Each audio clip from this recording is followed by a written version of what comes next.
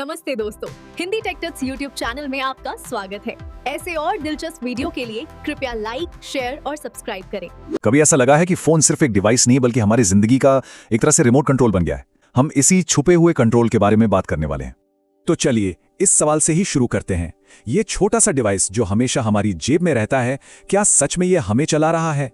अब इस सवाल का जवाब समझने के लिए ये देखना होगा कि फोन का जो मकसद था वो कैसे पूरी तरह बदल गया है।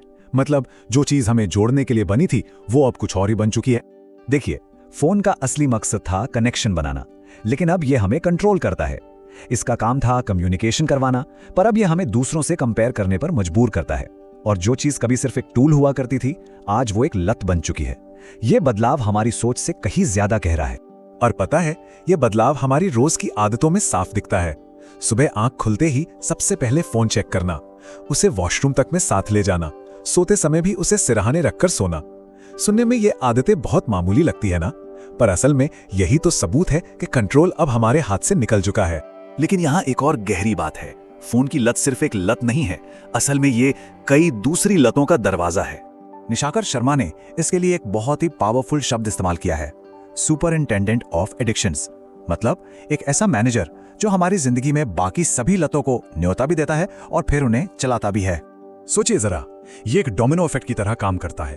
फोन की लत सोशल मीडिया को बढ़ावा देती है, वो हमें गेमिंग की तरफ ले जाती है, और फिर फूड ऐप से तुरंत कुछ ऑर्डर करने की आदत बन जाती है।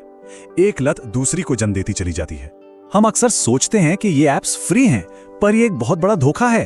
असली कीमत है हमारा ध्यान, हमारी अटेंशन, जो कि हमारी सबसे कीमती संपत्ति है। वो ध्यान जो हम अपने करियर, रिश्तों या सेहत पर लगा सकते थे, वो अब इन ऐप्स के पास गिरवी रखा है। तो सबसे जरूरी सवाल पर आते हैं, इसकी जड़ क्या है?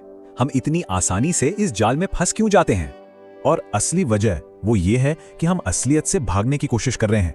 ये लत टेक्नोलॉजी के बारे में उतनी नहीं है जितनी कि हमारी अपनी जिंदगी की सच्चाइयों से दूर भागने की गहरी इच्छा के बारे में है। तो सवाल ये उठता है कि हम भाग किस चीज से रहे हैं? क्या ये किसी टूटे रिश्ते का दर्द है, या फिर मेहनत करने से जो बेचैनी होती है वो है? क्या ये जिंदगी में किसी मकसद की कमी है, या सिर्फ खालीपन और बोरियत? इन सवालों का जवाब ढूंढना ही पहला कदम है। इन सभी सवालों का एक शब्द में जवाब है, एस्केपिज्म। मतलब मुश्किल असलियतों से ध्यान भटकाने और राहत पाने की एक आदत। और ये फोन हमें एक सेकंड में ऐसा करने का सबसे आसान तरीका देता है। तो क्या हम इस जाल में हमेशा के लिए फंसे रहेंगे? बिल्कुल नहीं। अच्छी खबर यह है कि कंट्रोल वापस हासिल किया जा सकता है। इसके लिए एक 4 स्टेप का प्लान है। पहला और सबसे जरूरी कदम यह पहचानना कि असल में भागा किस चीज से जा रहा है।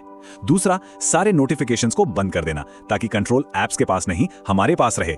तीसरा, सोशल मीडिया के लिए दिन में एक समय तय करना ताकि हम उसे चलाएं, वो हमें ना चलाए। और चौथा, कुछ जगहों को नो फोन जोन बनाना, जैसे सुबह उठते ही, सोने से ठीक पहले, और हाँ, वॉशरूम में। तो कंट्रोल वापस पाने का आखिर मतलब क्या है? ये सिर्फ फोन का इस्तेमाल कम करने की बात नहीं है, ये अपनी जिंदगी को एक नए इरादे, एक पर्पस के साथ जीने के बारे में है। यहाँ 2 तरह की जिंदगियों का फर्क साफ देखा जा सकता है। एक है वो जिंदगी जिसे डिवाइस कंट्रोल करता है, जहां हर नोटिफिकेशन पे हमारी प्रतिक्रिया होती है, और दूसरा है इरादे वाला जीवन, जहां हम अपने मकसद के हिसाब से काम करते हैं।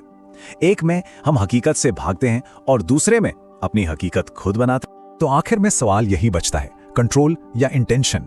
एक ऐसी जिंदगी जो डिवाइस चलाए, या एक ऐसी जिंदगी जिसे हम खुद बनाएं?